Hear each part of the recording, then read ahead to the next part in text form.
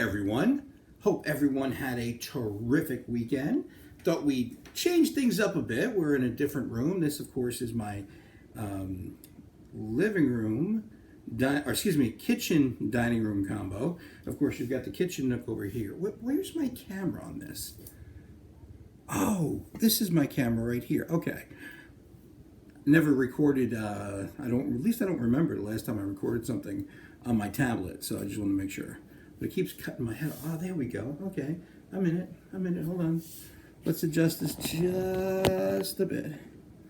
All right. So we got my little kitchen nook over here, which we never use the stools for anything but to hang things on. And then you've got the dining room table, which, of course, as you can see, belongs to my daughter and all her stuff. And then right over my shoulder, of course, is our recycling. And you know how it is. I'm sure it's been a lot of places where you're ordering so many stuff online that cardboard piles up quick. Well, I hope everybody had a terrific weekend. I hope you did take time to remember those who lost their lives in defense of this country, but also that you took some time to have a good time. With this, what's going on right now, everybody just needs a little time to enjoy themselves. But now it's time to move on. It's time to move on to a part of this class that I take very, very seriously. Because even though we're in this whole world now of, WebEx and Zoom and, doing everything online and streaming, yet still we need to have those skills to get up in front of an audience and deliver a well-organized, well-prepared, and properly delivered speech. One that's not only listened to, but is also remembered. Okay? And that's why public speaking has always been a very, very serious topic for me. Because since the 4th grade, it was the first time I had to get up in front of an audience of a couple of hundred people and actually deliver a speech.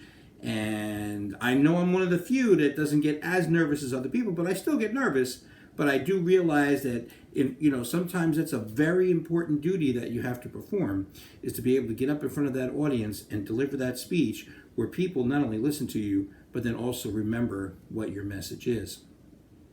So that's what we're going to move on to. Now, one of the things I do want to make sure you all recognize is, I'm going to say this right off the bat. We're about a week away from half of you delivering your speeches, okay? That starts next Wednesday. And that's exactly 1 week is when you think about it. So, but yet if we were a 2-day-a-week class during a regular semester, okay, we take about 2 weeks to talk about public speaking, putting the speeches together, the assignment. And then when we do the schedule, some of you don't speak for 2 weeks after that last lesson.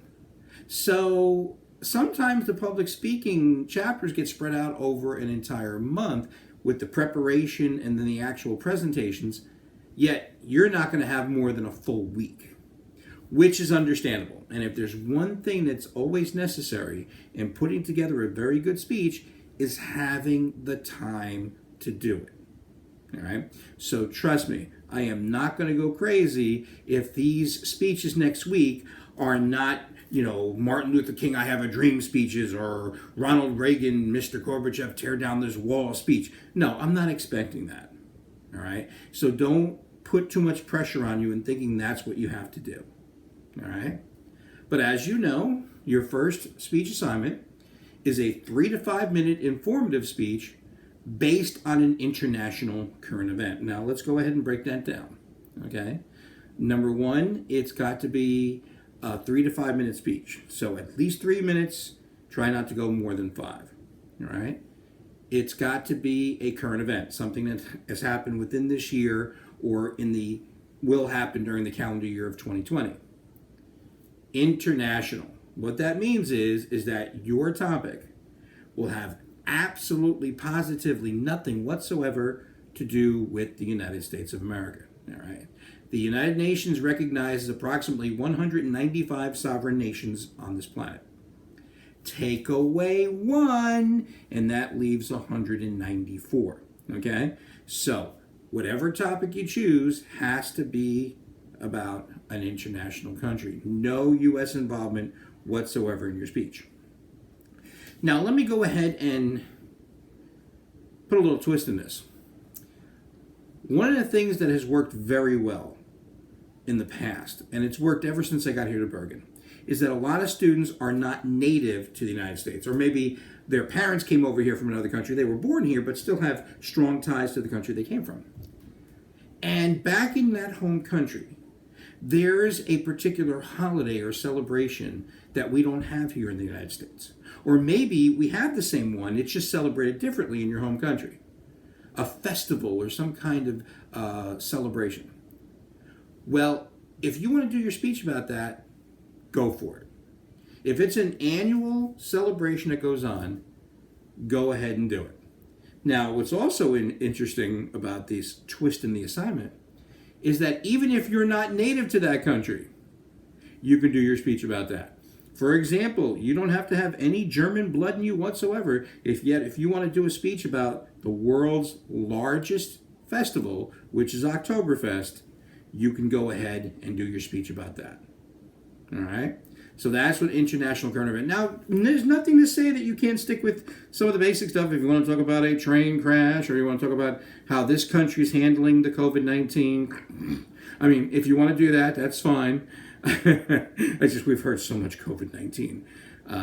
But I strongly recommend that you go ahead and look at some of these. I mean, speeches I've had in the past, some of these speeches have been awesome.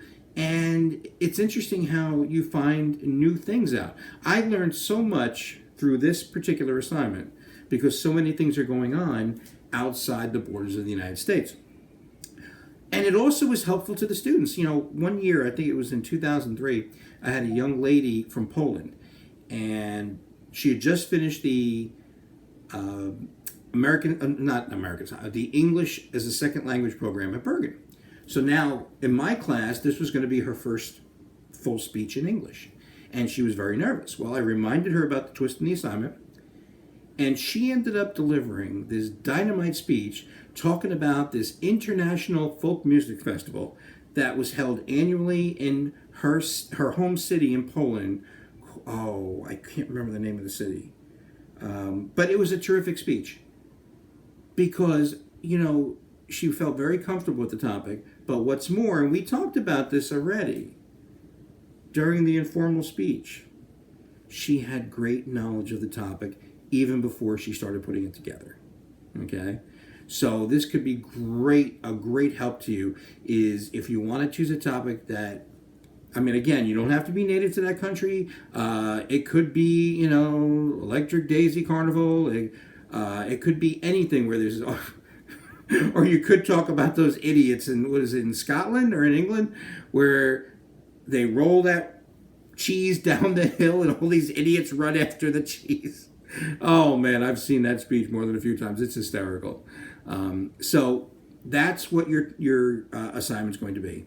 A 3 to 5 minute informative speech. Now, what I mean by informative is what your goal is to inform us, to educate us, to inform and or educate us about something we may not have known before. That's what your goal is with an informative speech. So I'm not looking for you to try to convince me. I don't want your opinion in this speech, okay? You're just here to inform and or educate about whatever it is you want to talk about. You want to talk about Oktoberfest. You want to talk about Carnival in Rio, whatever it is. But I don't want you to try to persuade me. Trust me, when we get to the persuasive speech assignment, you can do whatever you like. You want to talk about climate change, and you want to talk about all this other stuff, and you want to try and influence or persuade, go for it. But here, I'm looking for you to keep your opinion out and just inform or educate us about whatever it is, this international event that you're going to be speaking about. Now, the best way to go ahead and deliver this speech is how we're doing it right now, how you see me here. Is I would like you standing and have your hands free. This is so you can perform those gestures, you're complimenting or illustrating. You remember those from the exam? Okay. You'll have to excuse me also, because one of the things I did talk about is, as we're now moving into this new age where a lot of this is going to be common, I don't know. I keep thinking my camera's over here. I just want to make sure, because for some reason I'll look straight up. But that's important too, because one of the most important things about public speaking is eye contact. Now, it's nerve-wracking too. Luckily, you're not going to have an audience in front of you, like if you were in a class, but you're still going to have an audience watching you, because what we're going to do is I'm going to try and share all your speeches with your classmates. All right, because you're going to write, and we'll talk more about this next week about writing good constructive critiques about your classmates. But still, you're going to be talking to an audience, even if they're not live people in front of you. They're going to be people who are going to be visually trying to learn from your speech. So you want to make sure that you're making good eye contact and not having anything that's cumbersome in front of you. Now, we'll talk more next week about reading, and you don't really want to read, but I also don't want you trying to memorize a speech. And we'll give you more guidelines on that next week. Also, I am going to set up a couple of WebEx meetings for next week. Hopefully you'll be getting that invitation as I learn WebEx. I've been on WebEx a couple of times. It is provided by the school. I just have to try and set up that meeting, invite you, and I'll do each class separately. Just to give you an idea, and it's not set in stone yet, but for example, either Monday or Tuesday before your presentations, I'll set up for 001, I'll set up an 8:30 or 8:45 meeting. For the 003, I'll set up a 10:30 or 10:45 meeting. And for the 005, I'll set up like a 12:30 meeting. Okay, and they won't be mandatory. All right, they're not going to be mandatory, but if I'm live and you have questions about putting your speech together and everything else, I'll go ahead and be able to answer your questions live. And I think that'll work out really well. Because one of the things about speech is I can talk about it, about what you do, how you do it, which I'll do today and tomorrow. I can show you the speeches, which I'm going to, as you see, I've attached with this email a couple of very, very good speeches that have been done. One in the very recent past, that was this past spring semester, a young lady named Morel Santos, who was one of my best speakers in the spring semester, and some older ones from the past. This gives you a nice guideline of what students have done in the past in putting together excellent speeches. Organization and that kind of thing, techniques that they use, and we'll talk more about that tomorrow. But at least I want to give you some guidelines and have myself live for you next week. Because once we talk about this today and tomorrow, and then I leave you for the weekend, well, now it's up to you. It's you in your time. And that's one of the things about public speaking, especially in this class, is that it's you spending a lot of time yourself putting the speech together, practicing it, and making sure that you have this polished product when you speak either Wednesday or Thursday. And what's going to happen is next week I'll split the class up in half. Half of you will speak on Wednesday and half of you will speak on Thursday. And also, when I do share speeches with the class, I'll only share them with that particular class. So the 001, you will only see speeches from 001 students, 003 and 005. So, well, I'm looking forward to this. But here's what I'm going to need from you, though. What I'm going to need from you by Thursday, and I don't need it by tomorrow, but what I'm going to need by Thursday is I'm going to need a sentence. And what that sentence does, it not only tells me your topic choice, but the goal that you look to reach in the speech. What is the goal you look to accomplish in the speech? And what that sentence is called, it's called a specific purpose statement. Now, what that does, see, the book will talk about thesis statement. I've never liked the term thesis statement. I like specific purpose statement, okay? And you'll see on the example outlines that I have attached, you'll see some great examples of students putting together really good specific purpose statements. So by Thursday, that's all I'm going to need, just the sentence. And you have to send it to me by Thursday, 7 o'clock, so I can give you an okay. Now, the only reason why I need to okay is I'm not going to rip apart your topic. Well, of course, if you say after listening to my speech, my audience will know of the West Nile virus outbreak in the Bronx, well, that I'm definitely going to say no, because unless anybody knows, I've been going to the Bronx since I'm 4 years old, and yeah, it's not it's not an international place. It's part of the United States. So that would not be a good topic. But I just want to okay just to make sure you're within the parameters of the assignment. So by Thursday, 7 p.m., specific purpose statement, and that's all I need. All right? So soak this in, what I've talked about today. It's now time to get up and deliver your speeches. And like I said, when you do give your speech next week, hopefully you'll be standing in a place where you'll have yourself free. I don't have one today, but I will have one tomorrow where I might have a table in front of me or a tray or something where I can put my speech outline just in case I need it. All right, you want to do that. And we're going to get ready to do some speeches.